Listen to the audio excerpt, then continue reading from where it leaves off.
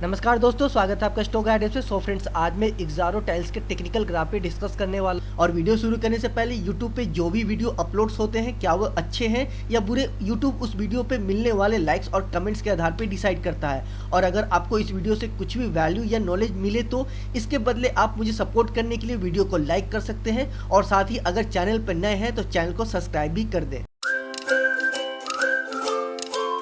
तो चलिए पहले देखते हैं कि इस शेयर का जो टेक्निकल्स है उसके हिसाब से शेयर का शॉर्ट टर्म प्रोस्पेक्ट क्या हो सकता है। तो शॉर्ट टर्म प्रोस्पेक्ट समझने के लिए हमेशा टेक्निकल एनालिसिस किया जाता है, क्योंकि टेक्निकल एनालिसिस हमें ये बताता है कि शेयर को बाय करना है या सेल, और उसके ऊपर एक पैरामीटर सेट किया जाता है और उसके हिसाब से हम ये जान सकते हैं कि शेयर में एंट्री करनी है या नहीं। तो इसलिए टेक्निकल एनालिसिस बहुत इंपॉर्टेंट होता है। तो चलिए शेयर का टेक्निकल ग्राफ को समझने की कोशिश करते हैं। सो फ्रेंड्स, ये है शेयर का टेक्निकल ग्राफ और आज की जो क्लोजिंग प्राइस है 107 रुपए के पास में इसने क्लोज दिया है। तो देखिए इसका जो करंट सपोर्ट है, जो अभी फिलहाल के लिए जो सामने सपोर्ट निकल के आ रहा है, वो है आपका 100 रुपये का। और एक ये ठीक ठाक मजबूत सपोर्ट है, क्योंकि एक बार यहाँ से रिट्रेट हुआ है, 2 बार 3 बार, और ये चौथी बार आने की कोशिश कर रहा है। तो ये लगभग 3-4 बार पहले रिट्रेट हो चुका है, चौथी बार आने की कोशिश कर रहा है। तो एक 100 रुपये का एक सपोर्ट यहाँ पे देखने को मिल रहा है। हालांकि बहुत ज़्यादा मजबूत नहीं मैं कहूँगा इसे, बट फिर भी फिलहाल के लिए तो यही एक सामने सपोर्ट देखने को मिल रहा है, जो कि ठीक ठाक एक मजबूत सा सपोर्ट है। और दूसरी बात कि 100 रुपये एक साइकोलॉजिक भी नंबर है, तो ये एक सपोर्ट और भी ज़्यादा चांसेस हो जाता है कि ये सपोर्ट की तरह काम करेगा। लेकिन ऐसा कोई ज़रूरी नहीं है कि ये साइकोलॉजिक नंबर है तो ये सपोर्ट की तरह काम करेगा ही। मार्केट में ऐसा कुछ नहीं होता है, बट फिर भी इसे 100 रुपये के पास में इसे सपोर्ट की तरह देखा जा सकता है, कंसीडर किया जा सकता है फिलहाल के लिए। लेकिन अगर 100 रुपये का टूटता है सपोर्ट आपका, तो फिर ये आपको 85 के पास जाता हुआ देखने को मिलेगा, क्योंकि 85 इसका अपने लाइफ टाइम हाई से 50% का डिस्काउंट है। तो 85 के पास जाता हुआ देखने को मिलेगा। और अभी जो 100 रुपये का है ये आपका लगभग आपका 40% के डिस्काउंट के पास में यहाँ पर है 100 रुपये का। 102 रुपये 40% है अपने लाइफ टाइम हाई से। तो इसलिए मैं 100 रुपये कह रहा हूँ कि सपोर्ट की तरह काम करेगा, क्योंकि एक बार ये रिट्रेट भी 3-4 बार रिट्रेट हो चुका है। दूसरी बार साइकोलॉजिक नंबर है, तीसरी बार 40% का डिस्काउंट है 100 रुपीज़ के पास में। तो इसलिए इसे मैं अभी इसे 100 रुपये के एज ए सपोर्ट की तरह देख रहा हूँ, या फिर मैं आपको बता रहा हूँ। लेकिन ये टूटा तो फिर आपको 85 जाता हुआ देखने को मिला, जो कि अपने लाइफ टाइम हाई से 50% का डिस्काउंट है। तो देखिए अगर किसी को यहाँ पर एवरेज करना हो, किसी को एंट्री करना हो, 100 रुपये 100 रुपये के पास में यहाँ पर एवरेज या एंट्री कर सकते हैं। लेकिन ध्यान रखिएगा क्वांटिटी आपकी हल्की होनी चाहिए फिलहाल के लिए, क्योंकि मार्केट में करेक्शन है, स्टॉक में वीकनेस है, तो बहुत इजीली ये टूटेगा और फिर ये 85 जाता हो देखने के लिए आराम से इजीली मिलेगा। तो इसलिए 100 रुपये के पास में कोई भी एंट्री या फिर एवरेज कर रहा है तो बहुत ही हल्के क्वांटिटी के साथ करिएगा, हेवी क्वांटिटी के साथ एंट्री यहाँ पर या फिर एवरेज मत करिएगा। और दूसरी बात, अगर 100 रुपीज़ के पास में ये सपोर्ट बनाने की कोशिश करता है और होल्ड करके ऊपर निकलने की कोशिश करता है, तो फिर इसका पहला जो टारगेट होगा, जो प्रॉफिट बुकिंग आएगी, वो है 120 रुपये के पास में प्रॉफिट बुकिंग यहाँ पर आपको देखने को मिलेगी। और 120 के ऊपर और अगर निकलता है, मजबूती और ज़्यादा रहती है, तेज़ रहती है, तेज़ी रहेगी अगर स्टॉक में, और 120 के ऊपर भी निकलता है, तो फिर आपको ये लगभग 150 रुपये जाता हुआ देखने को मिलेगा। तो दो ऊपर टारगेट है, 120 और 150 का। डिपेंड करता है कि स्टॉक में कितनी तेजी है या कितनी मजबूती है, उस पर डिपेंड करेगा। तो देखिए दो टारगेट मैंने आपको बता दिया है, 150 120 का। सपोर्ट मैंने आपको 100 रुपये का बताया है, बट ये टूटा तो फिर आपको 85 मिलेगा, जो कि इसका 50% का डिस्काउंट पे है, और 100 रुपये आपका 40% का डिस्काउंट पे है। तो ये था इसका टेक्निकल रिव्यू। और चलिए इसके साथ साथ में कुछ और भी कंपनी का कुछ इनिशियल रेशियो, कुछ फाइनेंशियल चीज़ों को भी डिस्कस कर लेते हैं, जिससे हमें और क्लियरिटी मिले इस स्टॉक के बारे में, और आप लोगों को भी ये चीज़ समझ में आए कि इस कंपनी की क्या हालत है और इसके साथ में क्या करना है, लंबे अवधि में रुकना है या फिर निकल जाना है, जिससे आपको एक अच्छा खासा एक हेल्प मिल सके।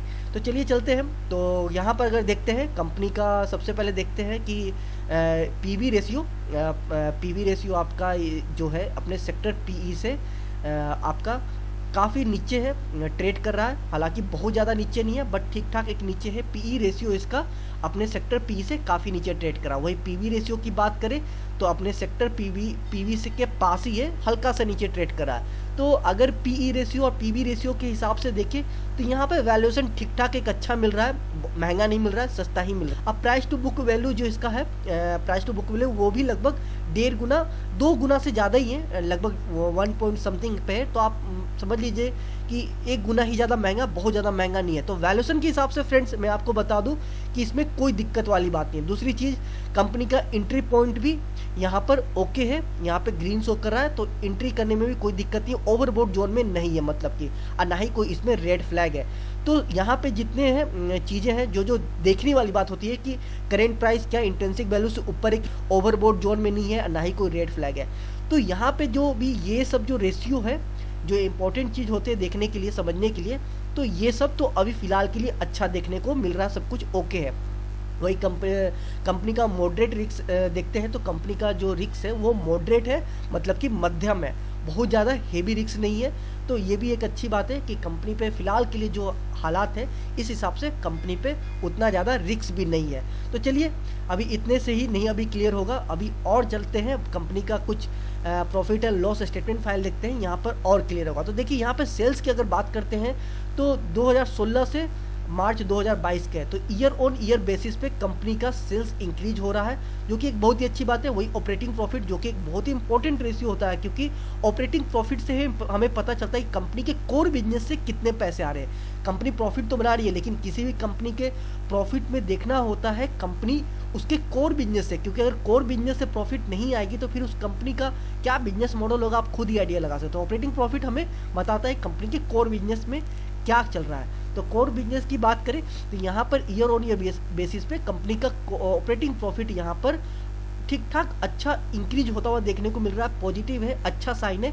तो ये एक अच्छी बात है, कंपनी का ऑपरेटिंग प्रॉफिट भी ईयर ऑन ईयर बेसिस पे ऊपर जाता हुआ देखने को मिल रहा है। वही नेट प्रॉफिट की बात करते हैं फाइनली, तो नेट प्रॉफिट भी कंपनी का ईयर ऑन ईयर बेसिस पे ऊपर जाता हुआ दिखने को मिल रहा है, जो कि अच्छी बात है। हालांकि बीच में 1-2 बार कम हुआ है, लेकिन एवरेज अगर देखते हैं, निकालेंगे अगर पिछले 3-4 साल का, तो एवरेज देखते हैं तो नेट प्रॉफिट ऊपर जाता हुआ देखने को मिल रहा है। तो ये एक अच्छी बात है। ऑपरेटिंग प्रॉफिट भी बीच बीच में कम हुआ, बट फिर भी देखा जाए तो प्रॉफिट एंड लॉस जो फाइल है आपका, यहाँ पे सब कुछ अच्छा देखने को मिल रहा है। तो चलिए इसके साथ साथ में एक और चीज़ देखते हैं बैलेंस शीट में। तो बैलेंस शीट में अगर देखें, फिलहाल के लिए मैं आपको बता दूं, कंपनी के पास कैश कम है और डेट ज़्यादा है।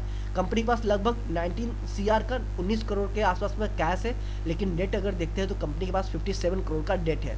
तो यहाँ पर एक चीज़ तो क्लियर है कंपनी के पास कि कंपनी के पास कैश कम है, डेट ज़्यादा है, लगभग जितना कैश हो उससे डबल से ज़्यादा कंपनी के पास डेट पड़ा हुआ। लेकिन एक चीज़ अच्छी बात यहाँ देखने को ये मिल रही है कि कंपनी पिछले 3-4 साल से बहुत ही तेज़ी से अपने डेट को कम किया है। फिलहाल तो 2022 में अगर देखें तो अच्छा खासा कम किया है। हालांकि हो सकता है कंपनी जब ये कुछ टाइम पहले IPO ही आया था, तो उस IPO से जो पैसे मिले होंगे तो वो यूज किए अपने कर्ज को कम करने के लिए, एक ये चीज़ निकल के हो सकती है।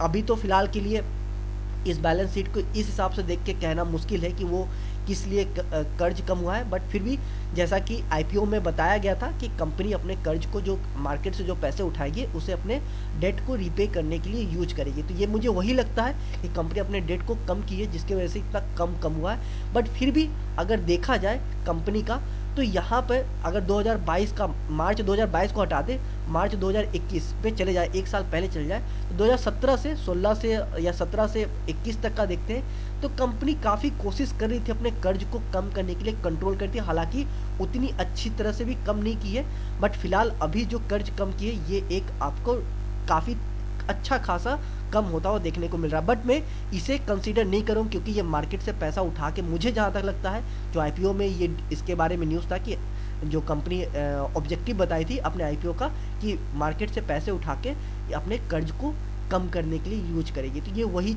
हो सकता है या वही होगा। अब ये क्या है क्या नहीं, ये तो डिटेल में जाने के बाद एनुअल रिपोर्ट में ही क्लियरिटी आएगी इसके सामने में।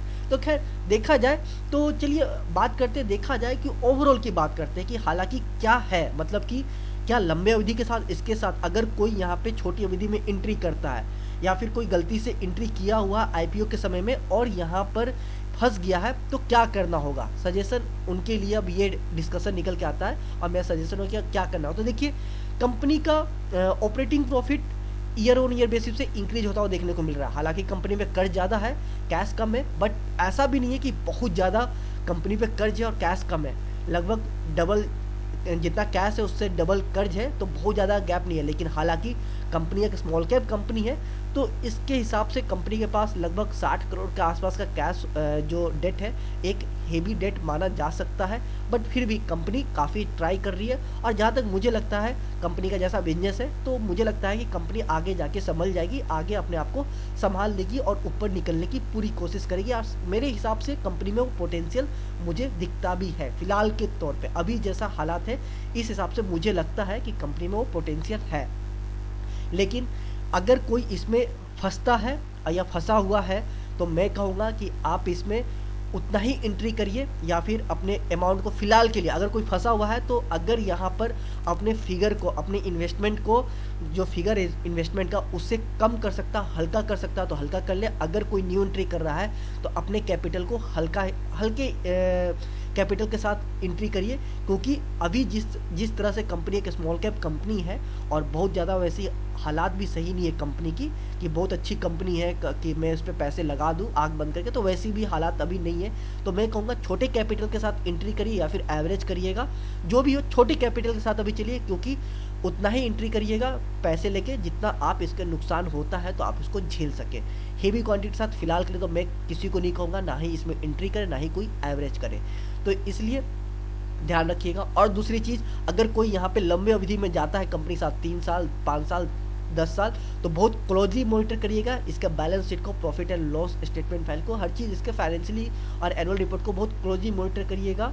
और दूसरी बात, मैं एक चीज़ और आपको बता दूं कि जैसा कि टेक्निकल में डिस्कस हुआ था कि अभी वीकनेस है, तो मैं आपको बता दूं कि ये अभी और नीचे जाता हुआ देखने को बहुत ज़्यादा चांस है कि ये 85 के पास जाएगा, और इसके नीचे भी जाने की कोशिश कर सकता है, जैसी हालात है कंपनी की, जैसे हालात है मार्केट के, जिस तरह से करेक्शन चल रहा है। और कंपनी भी बहुत ही वैसा अच्छा है नहीं कि मैं इस पर बेट कर दूं कि आंख बंद करके। तो ओवरऑल देखा जाए तो जाया जा सकता है लंबे अवधि में, लेकिन छोटी क्वांटिटी के साथ। मैं अभी आपको ये बोलूँ, छोटी क्वांटिटी के साथ जो भी आप इसमें डिसीजन लेंगे, फिलहाल के लिए छोटी क्वांटिटी के साथ, छोटे पैसे के साथ ही आप इसमें डिसीजन लेके चलिएगा, ये मेरा सजेशन होगा आपके लिए। सो फ्रेंड्स, ये तो ओवरऑल एक मोटा मोटी इसका डिस्कशन, जिससे हमें ये पता चल सके कि हमें इस स्टॉक में अभी क्या करना है, या फिर आगे क्या करना होगा जो बेटर होगा, वो मैं आपको बताने की कोशिश कर रहा था अपने नॉलेज के हिसाब से, अपने एक्सपीरियंस के हिसाब से। सो फ्रेंड्स, ये था शेयर का टेक्निकल रिव्यू, पर ये मेरा पर्सनल ओपिनियन है, और मेरा पर्सनल ओपिनियन सही भी हो सकता है और गलत भी। लेकिन आपके पर्सनल ओपिनियन क्या है, मुझे कमेंट सेक्शन में जरूर कमेंट करें। और अगर आप किसी और भी शेयर का टेक्निकल रिव्यू चाहते हैं तो मुझे कमेंट सेक्शन में कमेंट कर दे, मैं उस पर वीडियो बनाने की पूरी कोशिश करूंगा। उम्मीद है ये मेरी छोटी सी कोशिश आपके कुछ काम आएगी। मिलते हैं अगले वीडियो में, तब तक के लिए आप अपना और अपने पोर्टफोलियो का ख्याल रखिए।